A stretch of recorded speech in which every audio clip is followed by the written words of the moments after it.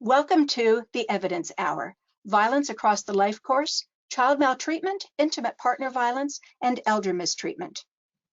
The Center for Victim Research is holding these Evidence Hour webinars to showcase broad reviews that examine an issue of importance to victim service providers. It's my pleasure to introduce today's speakers.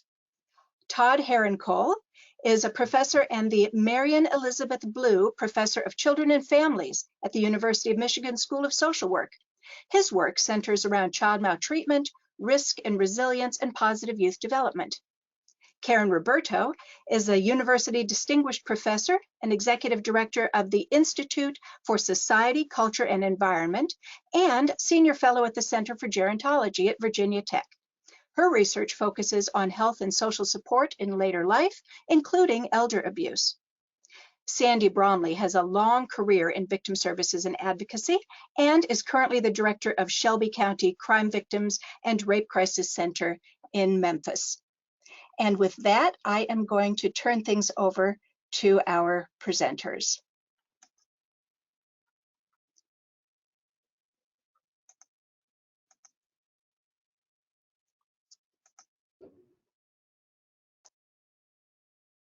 Bear with me. There we go. Great, thank you, Susan. Pull up my screen here.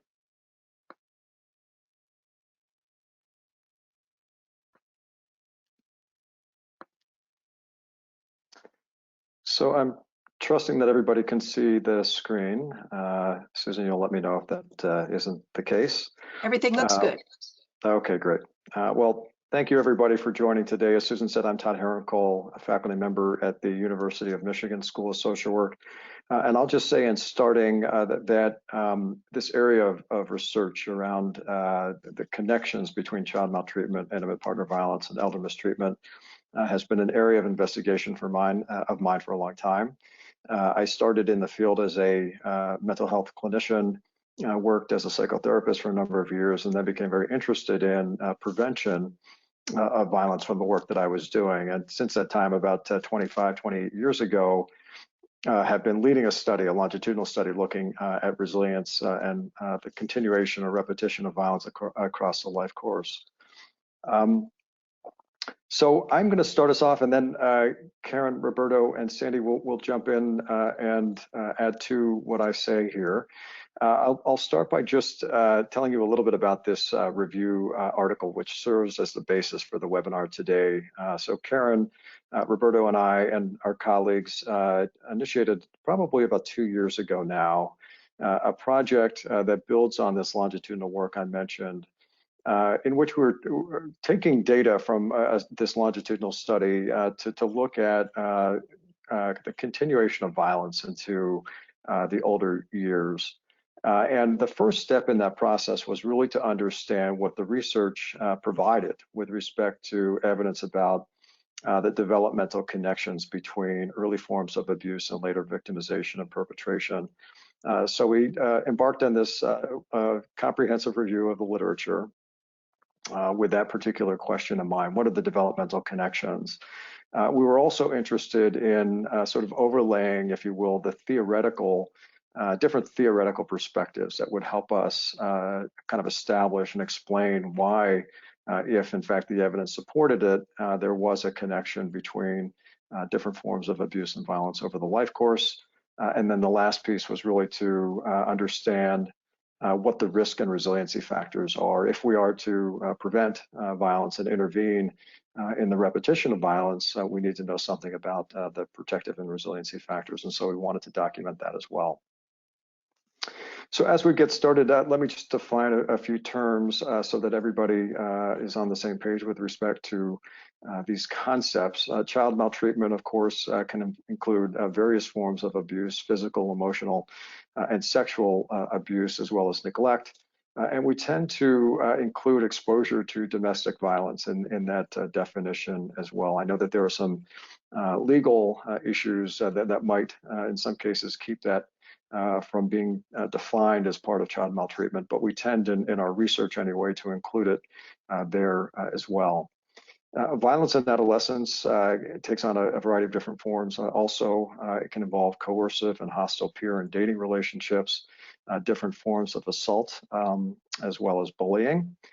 Intimate partner violence is violence between current and former romantic partners, and it too can take on different forms: physical, sexual, psychological, and stalking.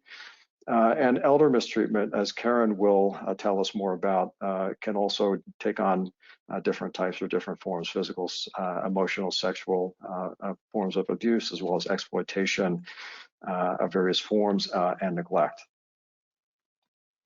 So starting with the statistics, and those of us who work in the field and do research around these areas know that the statistics are relatively grim.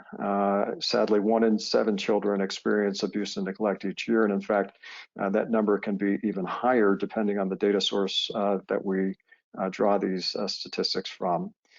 6 in 10 adults experience at least one adverse childhood experience in their lifetimes by their own self-report.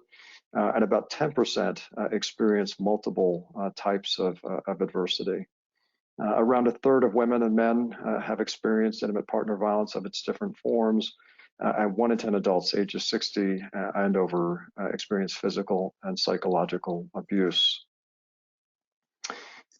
The repetition of violence, again, that was sort of the foundation of this review that we did, and our interest in this kind of topic area. We really wanted to know and understand something about the ways in which early exposure to violence sets in course a process whereby later forms of violence are more likely. And the evidence here is, again, relatively strong, at least in the early half of the life course. What we know is that children who are exposed to different forms of abuse and or neglect, for that matter, are indeed at higher risk for later violent behavior, both perpetration and victimization in adolescence. There is also a link to intimate partner violence in early and middle adulthood. And to a certain extent, there is some evidence of later continuation of that violence into the second half of life. Karen will tell us a little bit more about what the evidence suggests there. A couple of other things to note with respect to kind of general sort of statistics around the repetition of violence. The perpetration of violence of different forms peaks typically in late adolescence and early adulthood, whereas for some anyway, the risk of victimization continues throughout the adult period. Again, research is relatively clear with respect to racial and ethnic differences. Youth and men and women of color are in fact disproportionately impacted, and that has a lot to do with socioeconomic status as well as opportunities and inequities that serve to drive those disproportionate kinds of numbers and disparities. So I think at this point, we're going to turn to the mechanisms, and Susan, I think you're going to open a poll.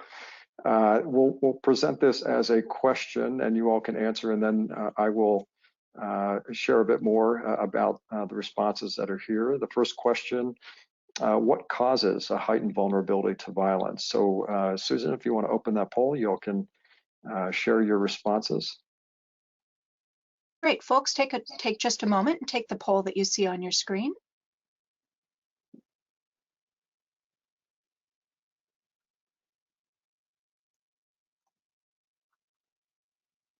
Okay, we've had about 2/3 of you vote. Let's see.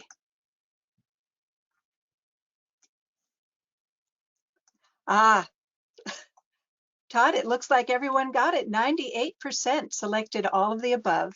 Oh, there you go. All right, this is a very informed audience, and that is in fact the truth. All of these different factors influence. Oh, looks like I lost my screen here.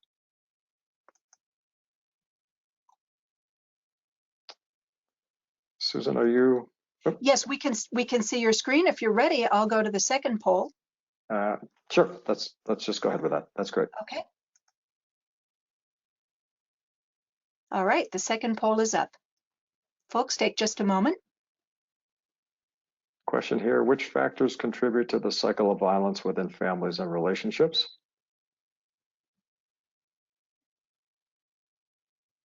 I think it's taken people a moment to read all the selections. We have quite a few people voting.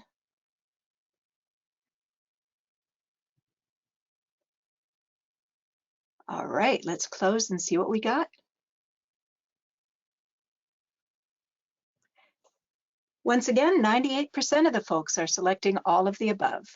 Okay, great. So clearly, you all are familiar with the research in this area too. All of these things do in fact contribute to the cycle of violence within families. We know that neurobiological changes are not only predictive of ongoing violence, but other forms of challenge later in life, including health and mental health difficulties in those who've experienced violence. We know that learned patterns of behavior very much are at play.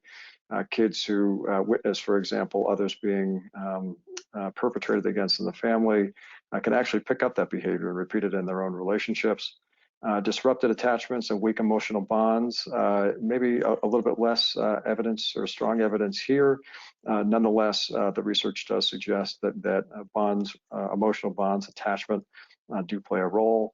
And lastly, family dynamics, patterns of coercive control, and various other kinds of dynamics in families can certainly contribute to the ongoing use of violence. Okay, so just real quickly, I want to kind of embed this conversation, if I could, in a brief reference to sort of the ecological perspective on child development, just as a way to sort of note that when we think about risk and protection and the ongoing sort of repetition of violence, we really need to nest that within an ecological structure that acknowledges the ways in which broad kind of macro level influences impinge on the functioning of individuals and families.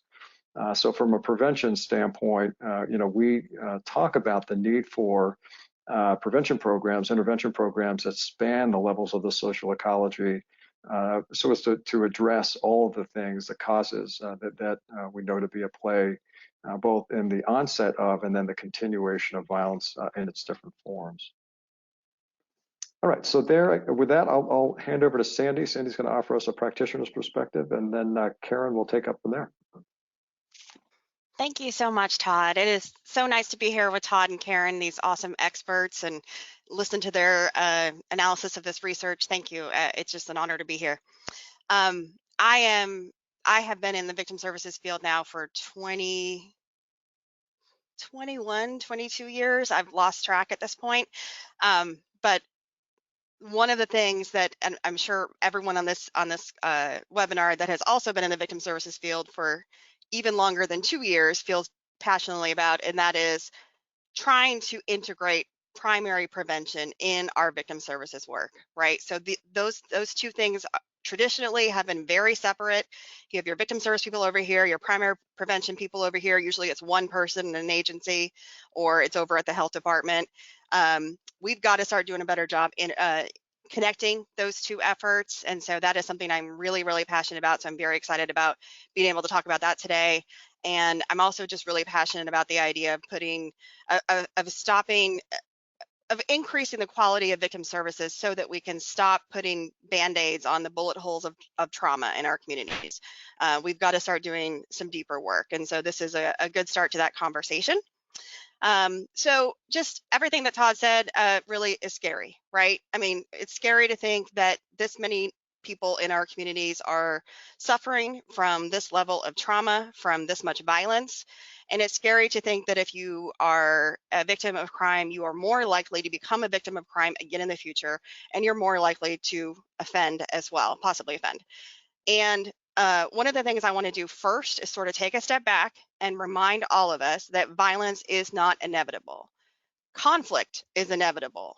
How we deal with that conflict, though, can be changed, right? And so one of the common messages that I try to put out there is just that violence is not inevitable. I think in some communities, and I will tell you right here in Memphis, it can feel very inevitable.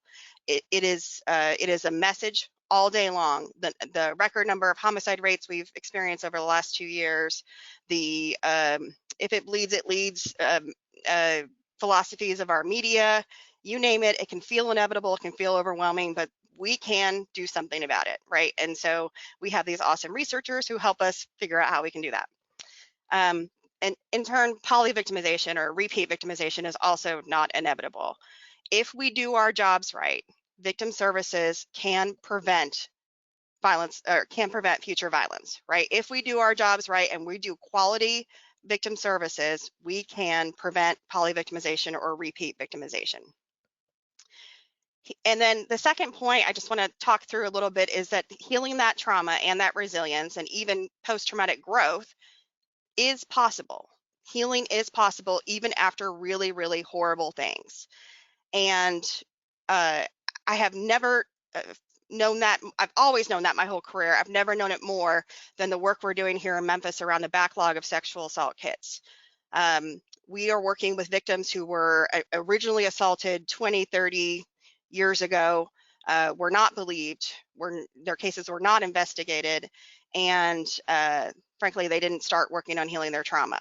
And so what we see in those cases is just repeat traumas throughout those mostly women's lives.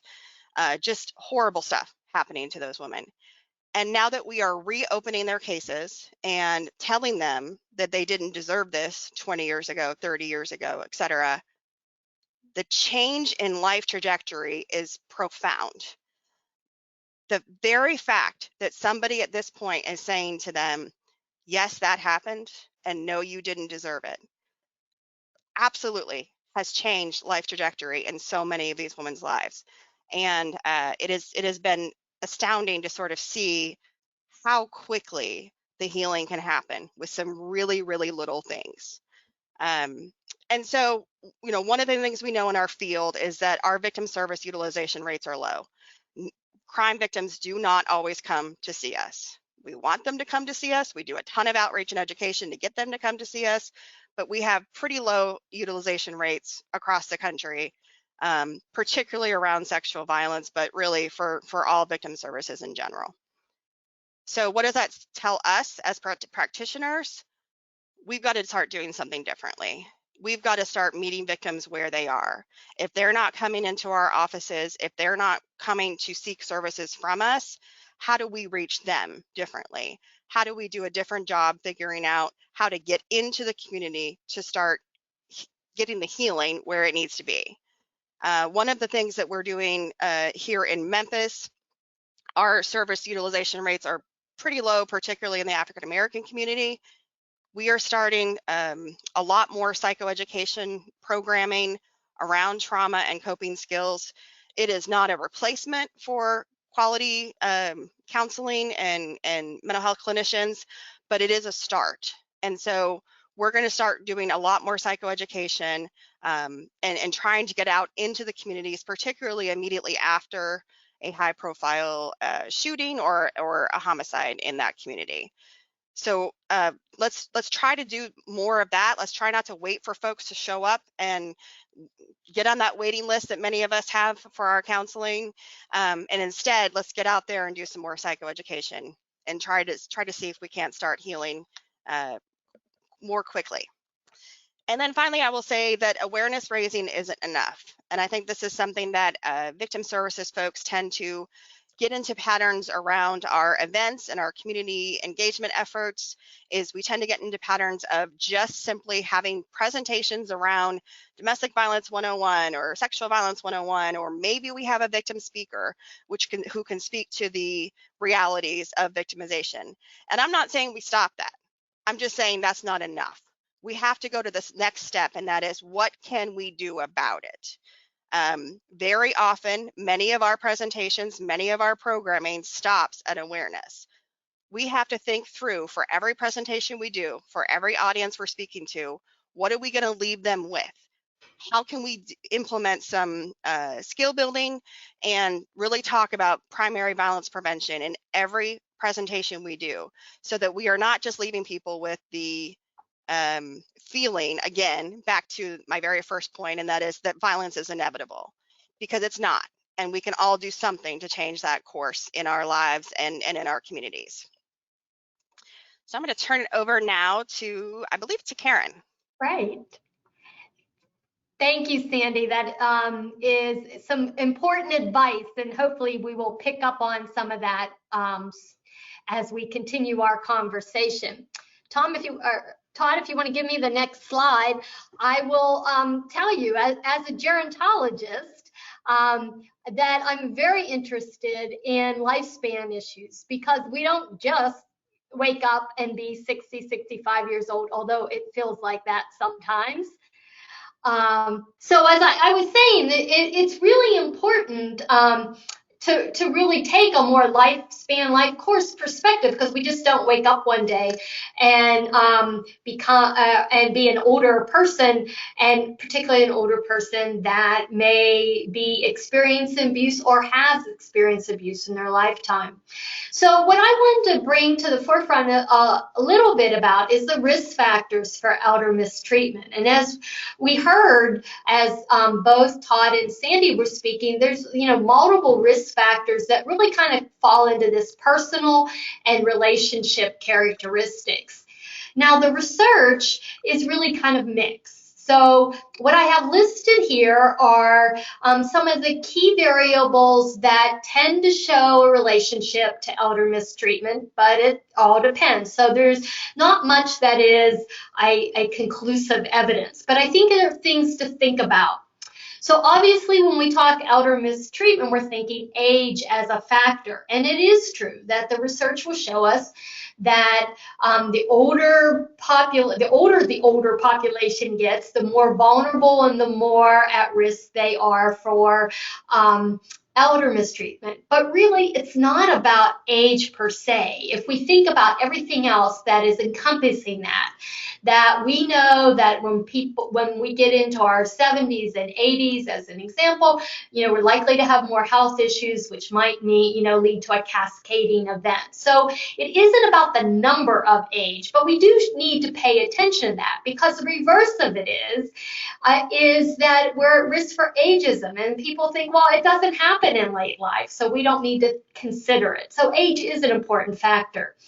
When we think about gender identity and gender, the idea that the literature shows us is that actually more females report elder mistreatment than males. But here again, we have to be cautious in this interpretation. Is it because of the sheer numbers of women in late life, which really outnumber men by a significant proportion? Is it because women are more likely to admit to abuse? Or is it in fact because there's higher rates of family violence throughout the life course of women? So again, a lot of factors come into play that we don't know about. Living alone seems to be a risk factor. There's not a second set of eyes when a person lives alone. And there's been much attention recently turned to issues of isolation and loneliness, particularly around the pandemic.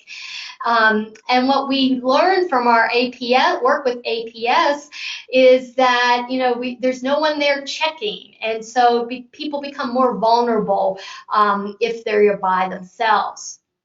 Of interest to me is really place of residence. I've sort of grew up and all through my academic career been in rural situations. And that's not to say that urban and metropolitan areas don't present their own issues, but in rural areas, there's really some risks that we need to pay attention to.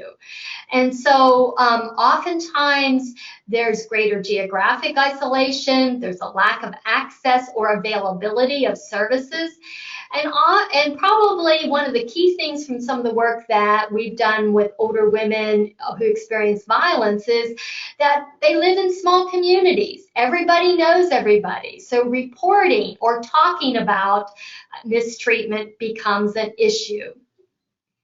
Health and physical functioning comes into play. As I have health declines, or if I have health declines, if I'm needing assistance to really do activities of daily living, that greater dependency sets me up as an older person for greater risk for maltreatment. The one thing everybody agrees on is cognitive functioning is a risk factor. And this comes into play two ways. So as we all age, our cognitive abilities change. And for the most part, we're not going to recognize it in our daily life. But things like we're a little bit slower to respond to the situation, to think things through. We get flustered a little bit more when information is presented rapidly to us. So sort of the typical things that happen to all of us sets us up. And then certainly when we have cognitive impairment as a result of dementia or other types of issues, places an individual in a vulnerable situation. So there are a lot of the individual factors or the personal characteristics, but they in and of themselves don't account for a lot of the risk in elder mistreatment. We kind of have to look at it in tandem with family dynamics and the perpetrator. So the relationship between older adults and their abusive family members is really quite complex.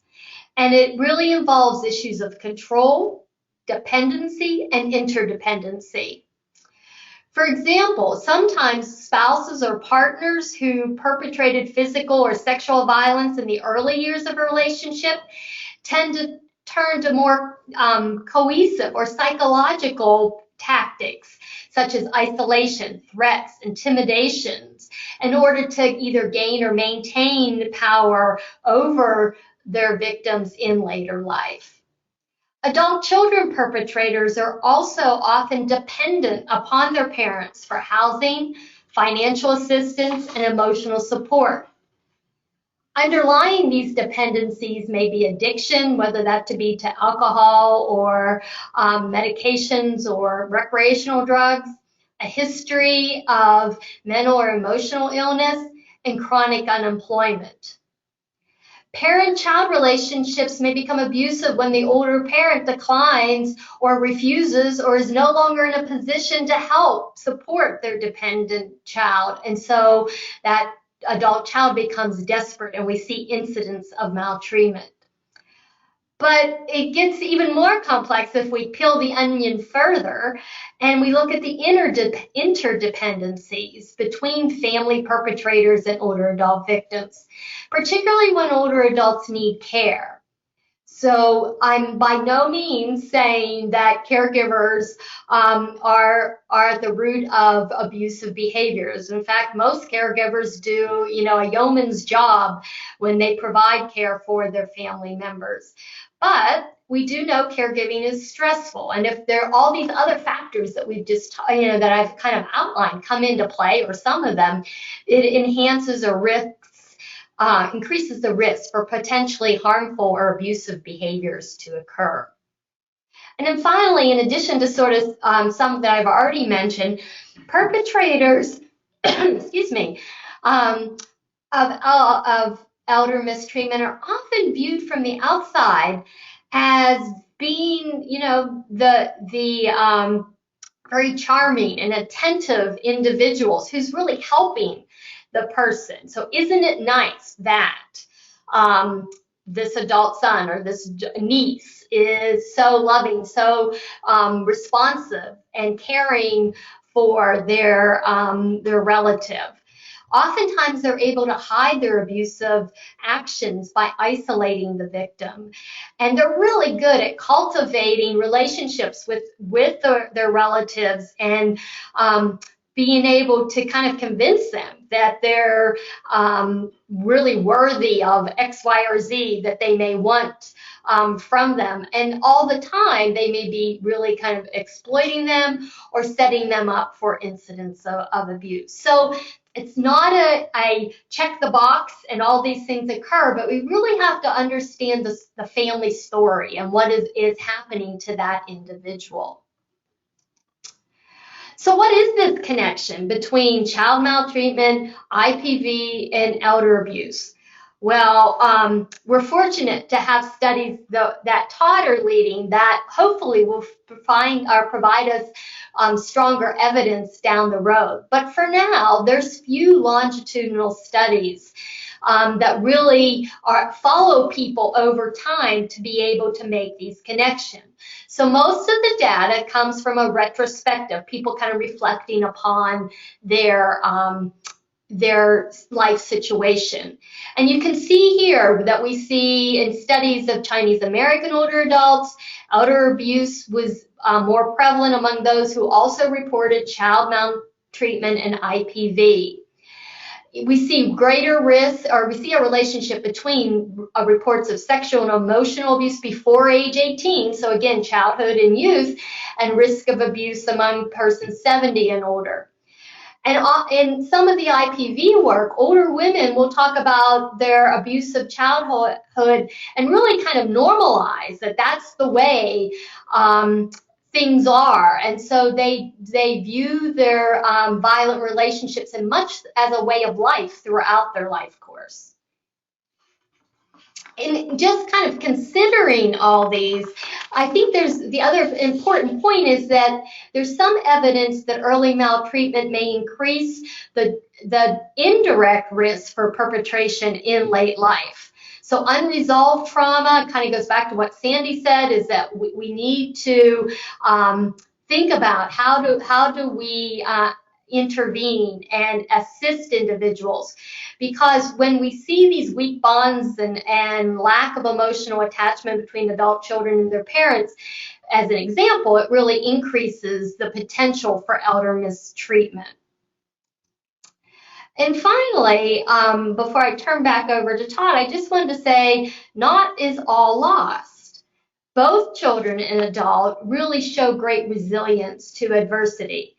And what I mean is that individuals show adaptation to stressors over the life course. And this is true of individuals, many individuals who experience maltreatment.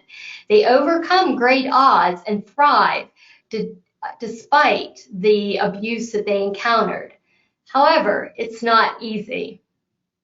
So, as Karen mentioned, actually Sandy mentioned this earlier, and it's an important thing to sort of take into account, which is that as much as the research is very clear, right, that there's a higher risk of violence if a child or an adolescent or an adult is exposed to violence or engaged in violence at one point in time, the chances are actually that person will be able to engage in strategies that will kind of prevent the ongoing repetition of abuse. In certain cases, abuse does occur over time, and again, some families I think experience these ongoing patterns. But in many cases, they're not patterns that continue for extended periods. And the reason that is that either families come in contact with services that can provide them with the help that they need, or they encounter protective factors and risk mitigating factors in other ways. So this notion of resilience and protection becomes very important as we think about programming to disrupt this cycle. So this is a graph or a figure that I show just to illustrate the concept of risk and protection and how it plays out over the life course. Really, it's a very simple kind of equation. If an individual encounters more protective factors in that person's environment, and those can be individual strengths, they can be supports in the surrounding network or environment, positive community influences. When those protective factors are encountered and they are greater than the vulnerability or the risk factors that are also encountered at the same time, then that person typically will be able to resist the ongoing sort of patterns that we know to drive the continuation of violence. So more protection and less vulnerability leads to more resilience and better outcomes. On the other hand, if risk factors outweigh the protective factors, then that's sort of the scenario in which violence continues to occur and functioning declines. Next slide, please, Susan. This is another figure published in a chapter by Ledbetter and colleagues back in 2004 that illustrates that concept fairly nicely. They show individual competence rather than resilience on the vertical axis of this graph. but the logic is the same. And so think about individual competence as resilience, and the line across the middle of the figure illustrating how resilience changes as a function of the protective and stress processes that individual encounters. So at any point in the life course, if more protective factors are encountered and fewer stress or risk processes, then individual competence or resilience is likely to improve. And the opposite is true if stress processes overwhelm or outnumber the protective factors that are encountered. Next slide, Susan. So kind of pulling it all together then with respect to prevention and early intervention, the evidence here is fairly clear too, that with more comprehensive programs, those that attend to multiple risk and protective factors in the environment, the greater the likelihood is that cycle of violence will be mitigated, and individuals will fare better, function better. In the early periods of life, home visiting and early intervention programs are known to be very effective at promoting protection against exposure to violence and ongoing use of violence within households. School-based and family-based interventions are thought to be and shown to be in some cases effective at lessening trauma. Sandy talked earlier about the need not only to prevent violence, but also then to mitigate the effects of trauma once it's encountered, and to build resilience. And school-based programs and family-based interventions, parenting programs can be very successful in that regard, as can community-level prevention and intervention strategies that build mutual assistance within community settings.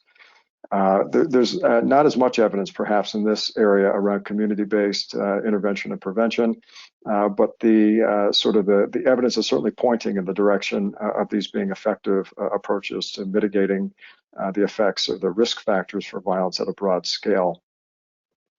Additionally, cross-system engagement and coordinated care becomes a very critical thing, as Sandy alluded to, or will speak more about. I think, we tend to work in very siloed approaches, and sometimes systems, child serving and adult serving systems, don't communicate very well with one another. And because of that, families tend not to be served as comprehensively and as consistently as they might be. So to the extent that we can build kind of cross-system strategies of engagement and create opportunities for coordinated care, individuals and their families will be served far better. And then lastly, economic policies and support do in fact give relief to vulnerable families. And in fact, we've seen that repeatedly now in and out of different crises, including the pandemic, where economic policies have served to really bolster the functioning of families and provide them immediate support. And here too, the evidence around child maltreatment prevention is quite clear that economic policies can actually dramatically reduce the prevalence of child maltreatment at a population level. So to the extent that we as a collective can get behind these types of policies and supports, clearly the better off families will be over the course of time. So next slide, and Sandy will wrap it up for us. Thank you so much again. So I'm actually going to start with bullet point number 2 there, or the second bullet, I should say, because I think Karen and Todd both really highlighted the importance of us taking the time and the resources necessary to have really comprehensive, holistic responses to victims. And to be frank, most of our victim service agencies at this point are not doing this yet. We're not doing this because we're not funded to do this for the most part. So let me explain that a little bit more. So a couple things. So our responses to victims take time and capacity. The time part is really important, particularly when we are talking about poly-victimization. How do we dig deeper into that person's life when maybe all they want to do at that point is talk about their crime victim comp application and trying to get their funeral expenses reimbursed, and not really think about their entire child abuse and the time they were sexually assaulted in high school or whatever it may be. They're focused on the most recent trauma, and they're not willing to talk about the prior incidents, or they don't trust you enough, right, to talk about those prior incidences. So really having conversations with your victim services staff about how do we ask about polyvictimization, how do we bring up histories, and really try to figure out how to explain to victims why we're doing that. And this research is exactly why we're doing that. We are trying to figure out what happened to you over the course of your life so that we can see what we can do to start healing this trauma that you've experienced. Sometimes victim service providers are really anxious about asking it because it feels victim blamey. It may feel the research, I mean, the idea alone can feel victim blamey, right? If you were a victim before, you're likely to be a victim again, and there's something wrong with you. So how do we have those conversations without sort of treading into that victim blaming line? And then secondly, how are we as an agency really able to ask those questions and do something about it?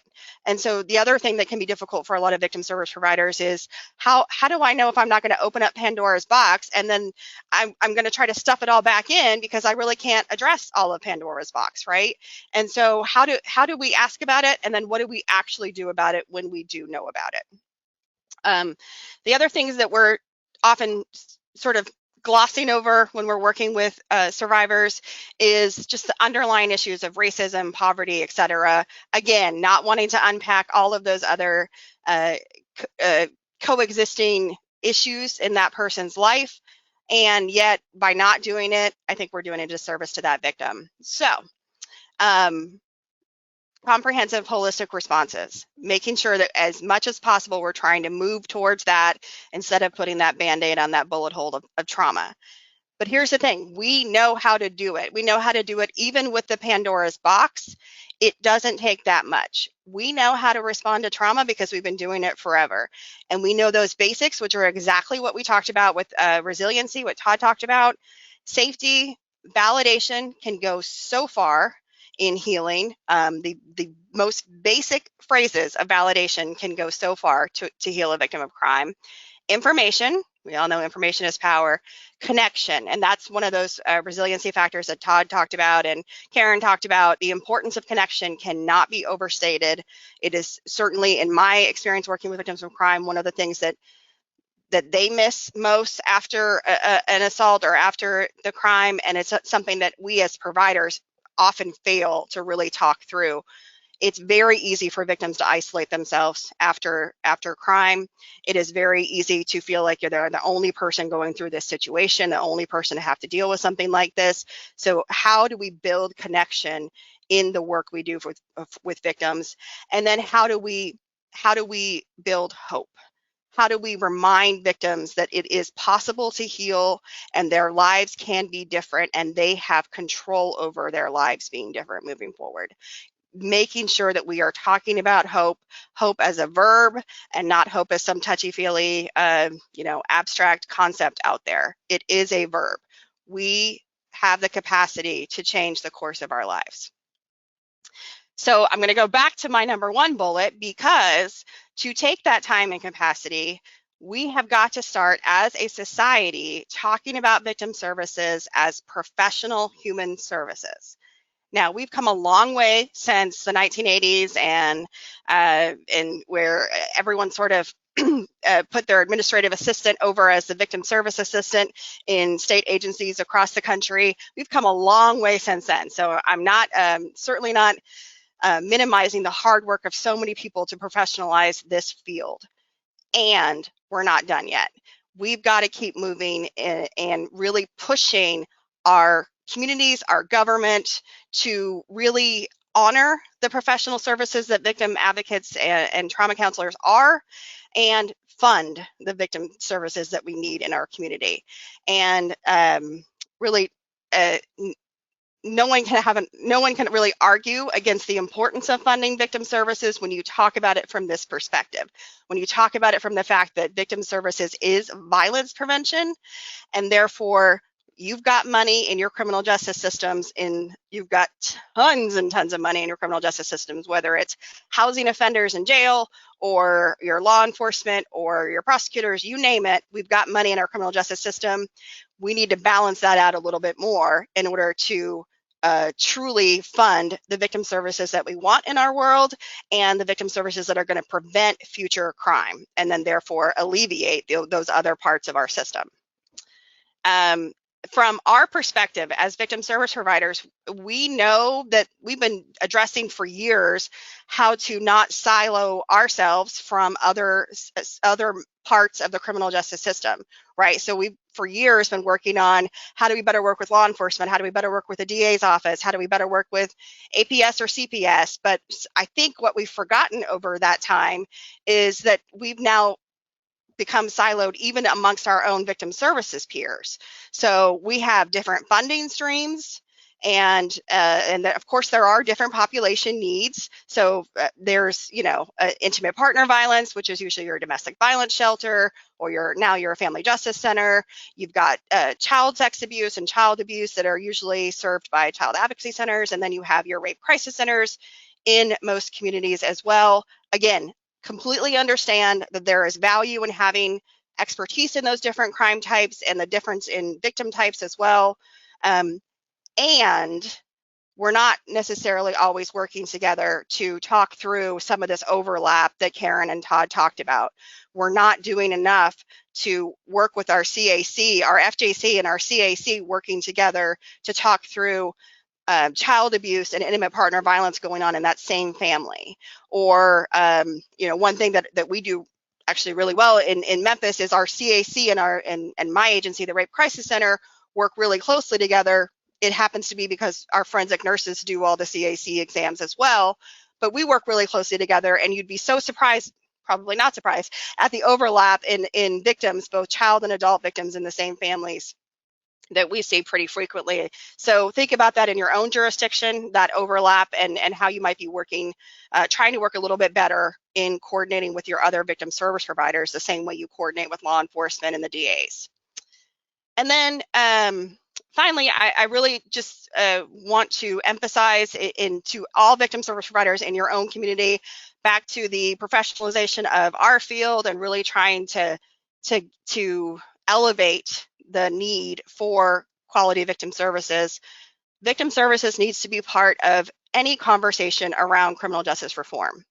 So I know that we've had criminal justice reform conversations in this country, particularly over the last 2 years, but obviously forever. We know we have issues in our system. We know we have to reform our criminal justice system, and yet so rarely are we talking about what victims of crime think is necessary in that criminal justice reform. So rarely are we asking victims or asking victim service professionals about their opinions about what we could do differently in the system.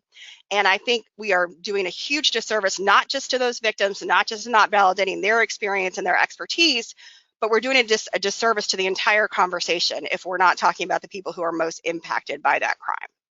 And then another thing that I just sort of want to throw out there is something that as a victim service field, we deal with every day, and that is contemporaneous victimization and offending. So it is not as always as clean as we would like it to be. Many of the victims that we serve also end up in jail. Many of the offenders on one case may be a victim on another case. And so we really need to start thinking about, again, how can we break this cycle for both poly-victimization, but also for offending as well? And how can we really start to do some of that family systems work that Todd talked about, and just the larger in-depth work with these families? And again, back to time and capacity and more money for our field. So I will stop it there and turn it over, I guess, back to Susan. Great, because we have some time for questions. Just a moment. There we go. We have received some questions and comments already, and folks, I do want to remind you, you can enter your questions in that question tab. So the first comment that came in is from Laura. She wonders, wouldn't most people be a victim of crime at some point and it just was never reported?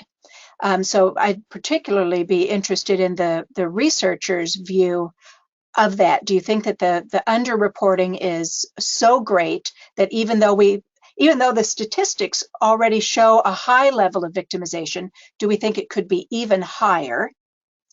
So I'll start with that question. What is your reaction to that?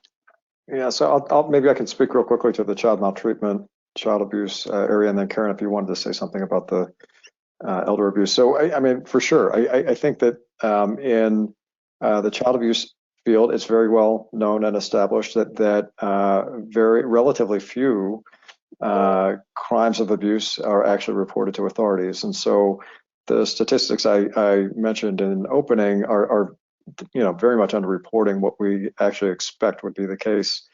Self-reports from kids who've been abused and from parents actually who've been abusive suggest that the rates of child abuse and neglect are much higher than what official records would tell us. And Karen, what do you think about elder abuse? Absolutely, I would echo what you say. I mean, there's some estimates as many as 1 in 22, 1 in 43, and in later life, there is a lot of shame and guilt that their family members, their partners, spouses, other relatives are abusing them, and so we see a lot of not wanting to report, even if adult protective services come in. Unless the person's incapacitated, it's really their decision, and that often ends up being harmful to them. Great. The questioner, Laura, works as an educator, and she said that she sees high victimization among the youth, but it's encouraging to see people speak up and encouraging to see the country moving toward building resilience. Another person had a comment about the need for more family visitation, supervised visitation centers. She talks about the frustration where you have intimate partner violence and the need to really address the victimization risk instead of simply sending people to anger management. And that comment came from Rebecca. Patricia notes that much of this conversation has been focused on the victims, but should an outreach program also be established for offenders to be able to get psychoeducation for them as well? And Sandy noted much of the overlap. A lot of people who commit offenses have unaddressed trauma in their backgrounds, and I'd be interested in any reactions from you all about that. I absolutely agree. I wholeheartedly agree. If we could have some sort of program, particularly if we've got folks in detention center, it's in my opinion, perfect opportunity. Start talking about the unresolved trauma in your life. Otherwise, what are we doing with these folks behind bars? So I wholeheartedly agree. And I think in the world of elder abuse, we're starting to see more and more attention being paid to perpetrators for that very reason, that if we don't begin to treat or provide opportunities for growth among that group, we're never going to end abuse. And I would say in the child abuse area, I mean, same kind of thing. I would agree with Sandy and Karen both. I think at the same time, there is a huge stigma, around abuse of all sorts of different forms, and certainly child abuse, I would think, stands out in that regard. And I think that services for perpetrators of child abuse are desperately underfunded and undersupported, in part because I don't know that we're at a point where we necessarily want to be that generous to people who perpetrate abuse. I think people see that as being too lenient. And it's again one of these broader conversations probably that can't be resolved today, but I do agree that those services should exist, and they don't oftentimes. Holly has an interesting perspective. She said, why do we have to bring up histories, victimization histories? Can't we assume that violence leads to violence and focus instead on empowerment and healing practices? So the reason why I think it's important to acknowledge what actually happened in that person's life is to validate, one, that it happened. and 2, that it wasn't their fault. So there is so much shame, particularly around child sex abuse victims, just that shame that is, and so many of them have never spoken about that victimization in their life. And I can't tell you about, how many times people have said to me, oh my God, I've never, and to our trauma counselors in particular, I've never told anyone that in my life.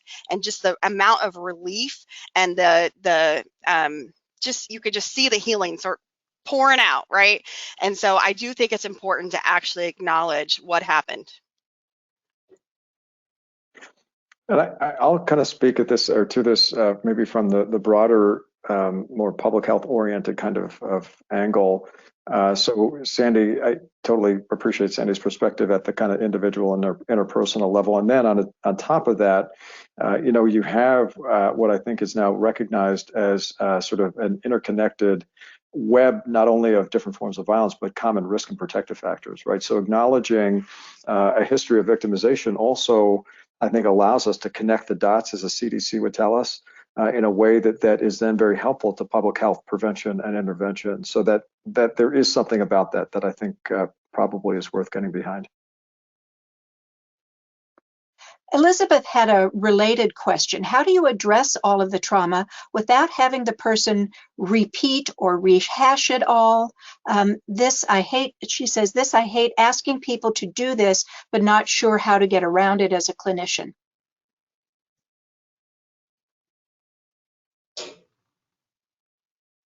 Sandy, you look like you're ready to speak. Yeah, you're ready. Well, no, I was waiting to see who would respond. I don't want to take over time, but so it has actually not been my experience that victims. Let me do it in the positive tense. Many victims that I have worked with have felt relief to be able to share their story. And even if they have to share their story more than once, they're really working through that narrative. And so I feel less concerned about repeat of story. I am more concerned with how they are responded to as they repeat that story. So if they're repeating that story to law enforcement and they're not being treated respectfully and they're not getting that validation that they need, then we're gonna, then I'm gonna try to mitigate that. But the repeat in and of itself, I don't think is the real problem. I think it's really it's a matter of how you're responded to and how that validation occurs. We had 2 comments relating to professionalism of the field from different perspectives. So Sydney asked, do you think the professionalization of the victim services field has silenced the voices of the survivors who originally started the movement? And Philip asks, should victim advocates all be licensed social workers or therapists? So I disagree with the second statement because of the first statement, right? So lived experience is powerful. And I think in some ways we have possibly minimized lived experience as we've moved towards the professionalism of the field. And so when I say professionalism, I don't necessarily mean just licensure. I mean the ability to do more than, let's say, help somebody fill out a victim comp application and call it a day. We need to be doing comprehensive, holistic, wraparound services for every person who walks in the door. So that's what I mean by that. So certainly we need to do more at this point to elevate and amplify the voices of victims and survivors and include those voices in the work that we do. They need to inform our program development and our program evaluation. And so we need to certainly be intentional about including those voices.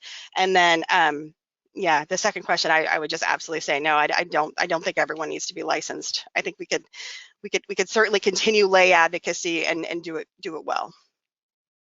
And Rebecca reminds people that the National Organization for Victim Assistance offers credentialing for advocates, which could be a happy medium. Another question, this is from Anna. When an older adult is experiencing mistreatment, what is the best way to help ensure their safety and security while also honoring their wishes to preserve the relationship with the perpetrator, who's often a family member? In her program, they often encounter cases where there's an older adult being abused or exploited, and they can admit it, but they are hesitant to move forward because of the dynamics between themselves and the abuser. Yeah, that is also common. And, you know, in talking to my colleagues who are clinicians, I think they try different strategies about education, making sure there is alternative support available, so that we're just not, you know, confronting the case without a solution. And so it's a balance. And I appreciate to hear Sandy's comments on that, because, you know, we are talking about adults, and particularly if they're competent to make choices. And sometimes they make choices because they don't know what's available to them to help them kind of break that cycle.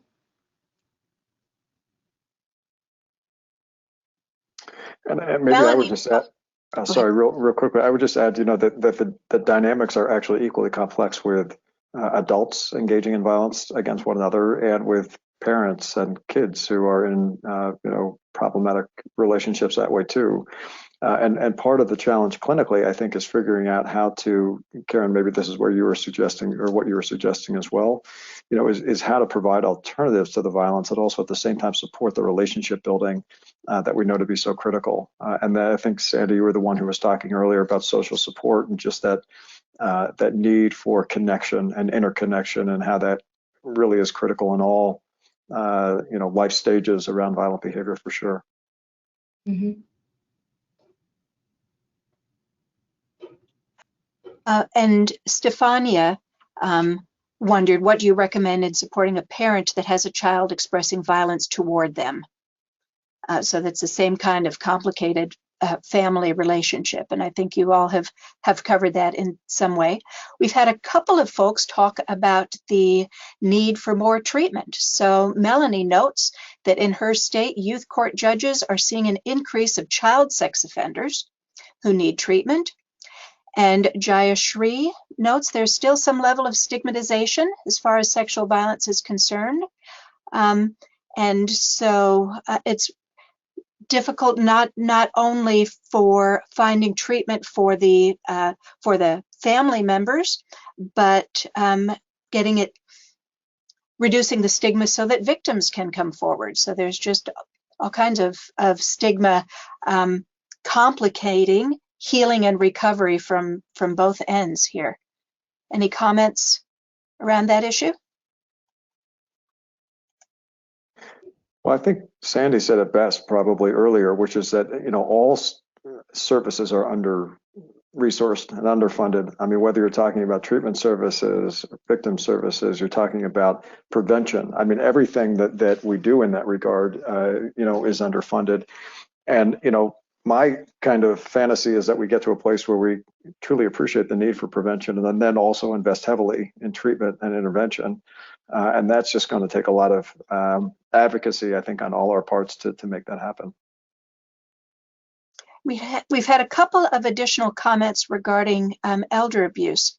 Jayashri notes in elder abuse, there's also a reverse effect of some elders abusing their caregivers, either due to some kind of power, such as money or property, or due to cognitive issues, making caregivers vulnerable.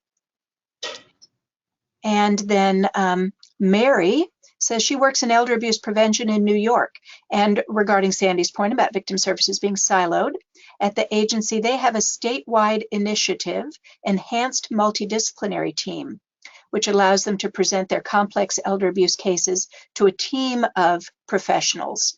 And it really, she says, it really helps a tremendous amount so that it can help those service providers be engaged with one another. Any comments either on that other form of elder abuse or elder abuse multidisciplinary approaches to break down silos? Yeah, I think the multidisciplinary teams for elder abuse are really what communities need, and I would broaden them to say it can't, you know, because if we kind of take this holistic approach that Sandy and Todd both alluded to or talked about, is that we really kind of have to understand that it isn't just about an individual, that it's bigger than that, and the multidisciplinary teams can really help us to recognize that and then understand what resources are available.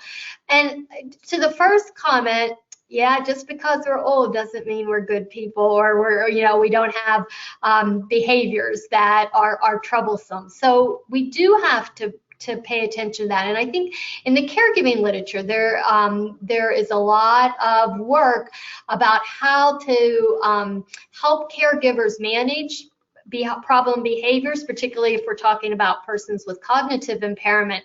There's much less about the relationship dynamics kind of under circumstances where there is just sort of two individual adults, sort of typical interacting with one another. So certainly places for growth. We've had our last two questions relate to people looking for programs or grants. So Lisa is wondering about any names of programs or organizations working with youth perpetrators of intimate partner violence. Lisa, I know there are many out there. You might start with the Love is Respect and see who they can refer you to. Otherwise, we'll look for some connections in the email that goes out. Are any of you presenters aware of any programs you want to recommend at this point? So we do a lot of prevention programming in the schools, and so we use the CDC, evidence-based shifting boundaries, curricula, and safe dates, and et cetera. And we also notice that we notice frequently complete confession to committing these behaviors very frequently. It's very commonplace, and so we are able to intervene as we can in a classroom, which is of course not a lot. And so I'm just going to add to that yes, I absolutely agree. We need to figure out what we can do. What's the next step beyond the conversation? Because I think the violence at that point has become so normalized that that we're not intervening enough, I guess. And finally, Ezel was asking if you're aware of any grant programs that could support secondary education, intimate partner violence prevention programs. I would say that the good news is there's starting to be some attention here, and so I think we can see some additional grant programs being offered in the near future. All right, I know that we are a few minutes over.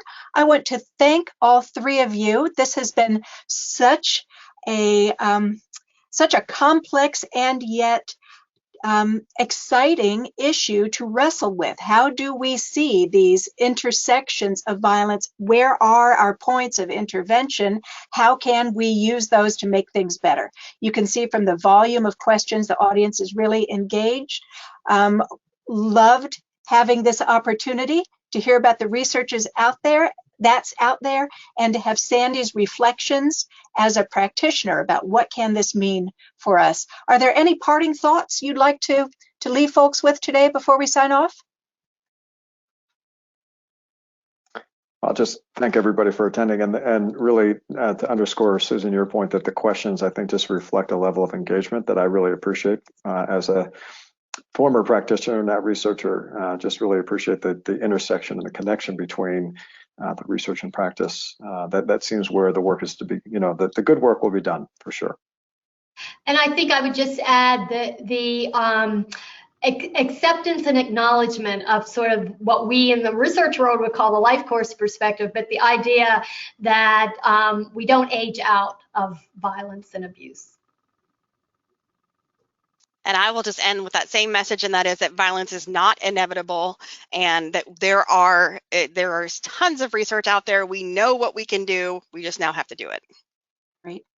Thank you. Well, I'm inspired. I hope our audience is too. Thank you so much, presenters. Again, we really value your time here. And folks who joined us, thanks so much for being with us this afternoon. With that, I'll say goodbye and I'll end the webinar. Goodbye, everyone. Bye-bye.